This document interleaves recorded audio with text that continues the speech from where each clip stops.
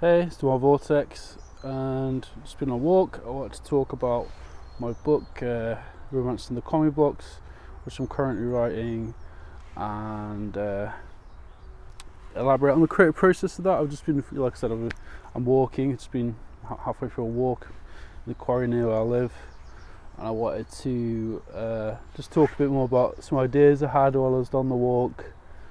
Further ideas in the book. The book's made some more progress. I just finished another short story for it called Inquisitor and the Rebel, and Silver Lining you can already watch. It's on my channel in an audiobook with images format, sort of comic book digital video format, I guess, like digital comic book format basically. And you can watch that for free. It's a sort of a teaser. I won't be doing any more audio stories now. I just wanted to put those out there so people can get a general gist for free as well, for how the book will be.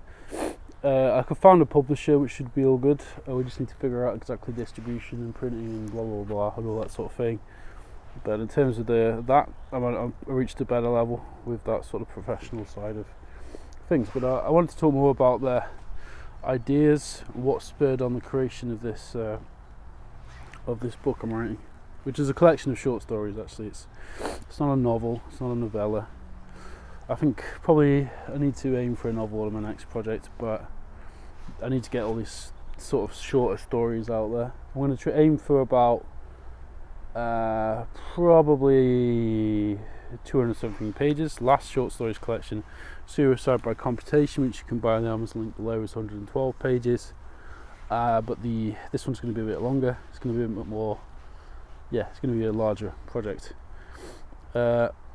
So let me just talk broadly speaking about the ideas, what spurred this on. So obviously my experiences in Russia. I lived in Russia for 2 years in Moscow prior to the what do they call it, the current situation over there, which we all know what I'm talking about, right? We know what it is. It's a word that rhymes with raw. You know what I mean. So there's that situation going on, which has obviously caused me much anxiety, as it has anybody. I mean, when you have the president of Russia threatening to use nukes, I mean it's a bit intimidating in this sort of geopolitical sense, to say the least. Obviously, British understatement there, and also just sort of emotionally processing my 2 years in Russia. I was there for 2 years. I was teaching English. I got a bit disenfranchised with not the Russian people. Russian people are great, but the actual system in Russia, and I started to just have that sort of deep worries about what was going on, and I guess the sort of Russian deep state, like in terms of the internet controls, and it's like my worst nightmares come true. So I need to work through that in the only way I know how, which is by being creative. So I'm doing that. There is, so far in the book, what's emerged are 3 main themes. One of them is conflict and war. It's a negative side. One is love, which is positive, obviously. And I guess thirdly is just how the world revolution. So how the world turns around and around, and how systems change, and how not always, I mean, sometimes for the better in the short term, but not always. Like there's no end to history, basically, is part of the idea I want to explore in this, because there's a whole Marxist idea of history ending, the end of history, which and I'm a lefty myself. I'm a libertarian lefty, so I'm pretty liberal on most things, but not hard lefty. Not that I don't believe in a centralised state with all the power. So basically, like a sort of anarchist, basically. Doesn't mean I believe in throwing Molotov cocktails. That's not what anarchism is.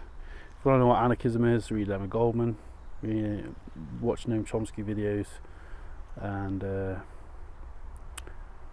read anarchist thinkers, Buchanan or whatever. Like read anarchists.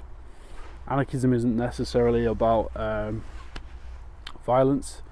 That's a misconception that's people commonly have. It's not about that at all. It's more about the spread of ideas and sort of bottom-up socialism, if you will. So the idea of that we can change, and we have to help communities basically build themselves up from. So yeah, that's a longer discussion anyway, but that is part of it.